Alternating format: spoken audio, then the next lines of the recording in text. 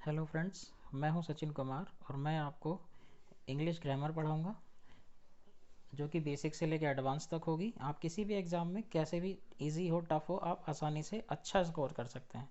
Not only qualify कर सकते हैं, आप बेस्ट स्कोर भी कर सकते हैं।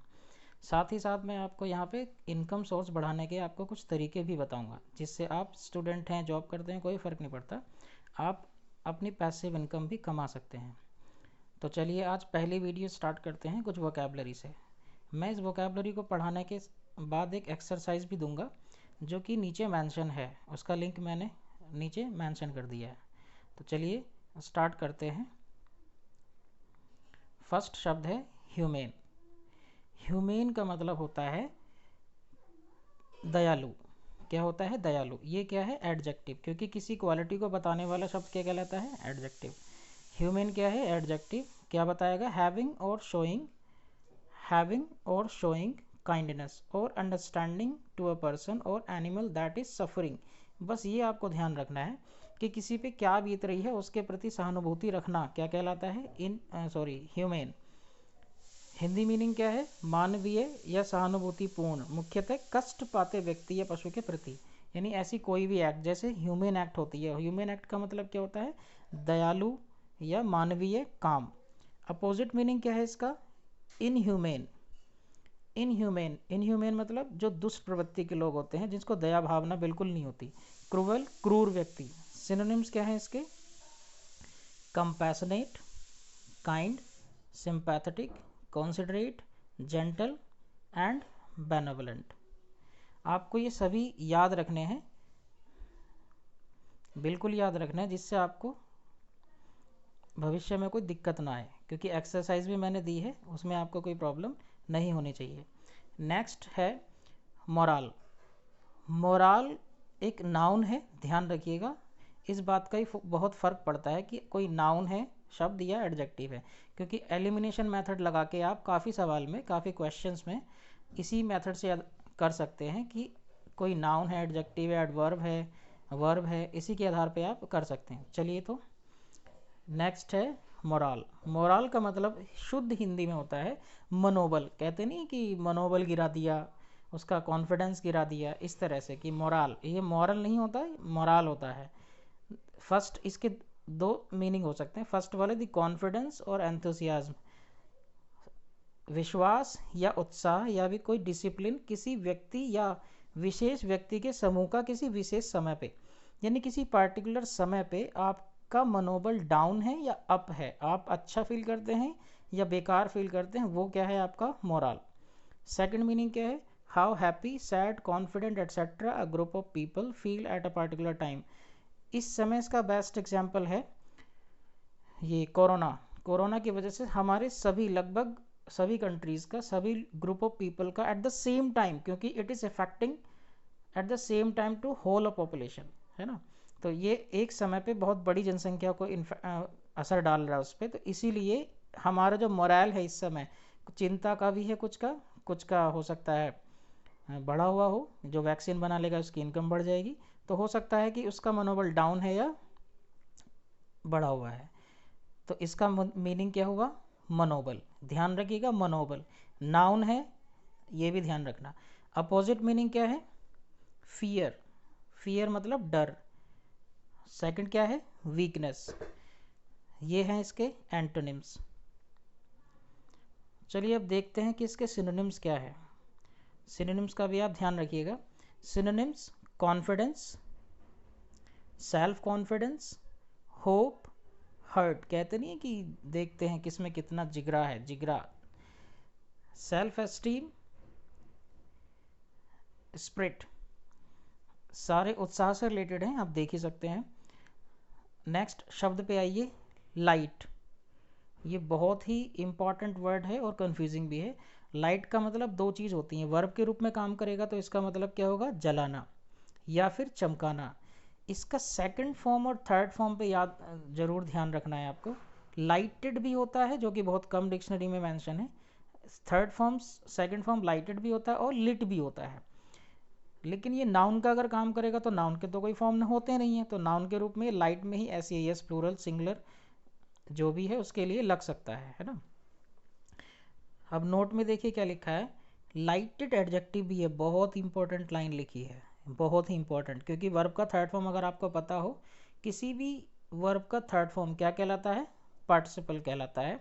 यानी जब ये पार्टिसिपल का काम करेगा, किसका काम करेगा, पार्टिसिपल का काम करेगा, तो इसके साथ नाउन भी आ सकता है। क्या आ सकता है, नाउन भी। यानी लाइटेड जो है एडजेक्टिव भी है, लेकिन जब नाउन है तो एडजेक्टिव का काम नहीं कर सकता। यानी जो इसका सेकंड फॉर्म जो है ना, लिट, LIT, ये वाला जो दे रखा है इन्होंने, लिट, ये वाला, सॉरी,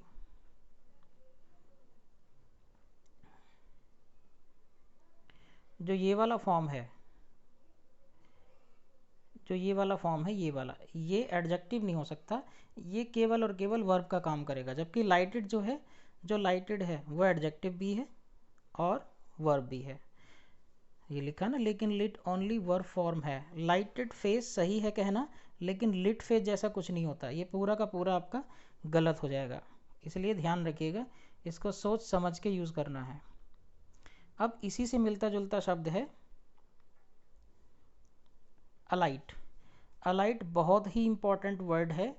इसका भी जैसे लाइट के फॉर्म थे कि एक लाइटेड था, एक लिट था, इसके भी दो तरह के फॉर्म है, मैंने मेंशन कर ही रखा है। अलाइट का मतलब होता है टू गेट ऑफ अ बस, ये एस है, एस, ये टू गेट ऑफ बस, ट्रेन और प्लेन, यानी किसी व्हीकल से, किसी वाहन से उतरना, किसी वाहन से उतरना क्या कहलाएगा, अलाइट। फर्स्ट फॉर्म क्या है इसका, वर्ब का, अलाइट। सेकंड फॉर्म देखिएगा, अलाइटेड भी है और अलाइटेड भी है, लेकिन अलाइट भी है, अलिट, और ये वाला भी है। यानी इसके भी दो फॉर्म है, इसमें कोई फ़र्क नहीं पड़ता कि कौन सा आप यूज़ कर सकते हैं, जो आपको ठीक लगे वो आप यूज़ कर सकते हैं आसानी से। अब इसके साथ प्रीपोजिशंस देख लीजिए कौन से यूज़ होते हैं। प्रीपोजिशंस देखते हैं कौन से यूज़ होंगे। अलाइट के साथ प्रीपोजिशन एट भी यूज़ हो सकता है और प्रीपोजिशन फ्रॉम भी यूज़ हो सकता है। ध्यान रखिएगा, अलाइट के साथ प्रीपोजिशन एट भी यूज़ हो सकता है और फ्रॉम भी यूज़ हो सकता है। बस अलाइट के साथ एट कब यूज़ होगा, जब हम किसी बस स्टॉप पे, स्टेशन पे उतरें। और आपका अगर ध्यान होगा तो छोटी जगह के पहले एट का यूज़ करते हैं प्रीपोजिशन, और बड़े प्लेस के पहले इन का यूज़ करते हैं, जैसे इन मुरादाबाद एट स्टेशन, है ना। तो इस स्टेशन या बस स्टॉप की वजह से एट लगा है, ऐसा ऐसा मत समझ लीजिएगा कि फिक्स है। लेकिन हाँ, अगर किसी वाहन से आप उतरते हैं, अगर आप किसी वाहन से उतरते हैं, तो उस वाहन से उतरने के लिए अलाइट के साथ हमेशा फ्रॉम ही आएगा, ये आप कह सकते हैं कि ये फिक्स है ना। अलाइट के साथ क्या आएगा, फ्रॉम। जैसे अगर आप किसी बस से उतरे हैं तो alight from the bus, car से उतरे हैं तो alight from a car, plane से उतरे हैं तो अलाइट फ्रॉम अ प्लेन। ये हमेशा ध्यान रखना। लिखा भी है फ्रॉम तब यूज़ होगा जब किसी वाहन से उतरना हो, यानी जैसे ही आपको किसी वाहन से उतरना है तब हम किसका यूज़ करेंगे, फ्रॉम का। आप एग्जाम्पल देख सकते हैं, he is अलाइटेड at every bus stop. कुछ होते हैं ना स्टेशन वगैरह, ट्रेन है, बस है, जहाँ हल्का सा भी रुकी निकल के बाहर खड़े हो गए, कि हल्का सा भी स्टॉप पे रुक गई, हल्का सा रुकी तो बाहर खड़े हो गए।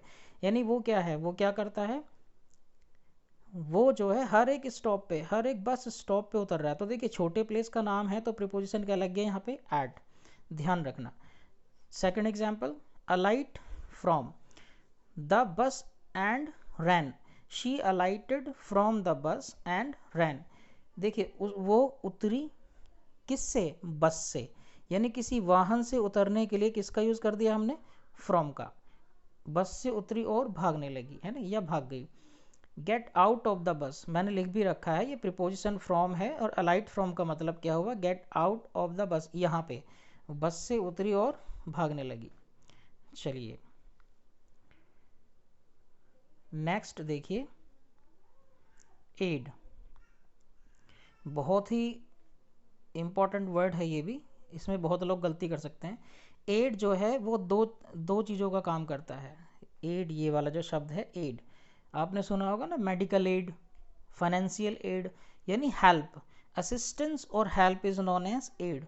लेकिन ये जो है एड, ये नाउन है केवल, और ये जो एड है ये वाला, ये नाउन भी है और वर्ब भी है। आप देख सकते हैं एडेड, एडिड, यानी वर्ब भी है ये वाला एड, और ये नाउन भी है। सम फॉर्म ऑफ हेल्प और असिस्टेंस, जैसे financial aid, military add etcetera.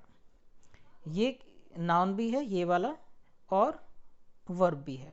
लेकिन जो ये वाला एड है, ये वाला जिसके लास्ट में ई है, ये केवल और केवल नाउन है, और इसका मतलब ना मदद होता है ना ही मदद करना होता है। इसका मतलब ऐसा व्यक्ति होता है, लिखा है ना देखिए, ऐसा व्यक्ति होता है या ऐसा असिस्टेंट होता है जो किसी इम्पॉर्टेंट पर्सन के लिए नियुक्त किया गया हो।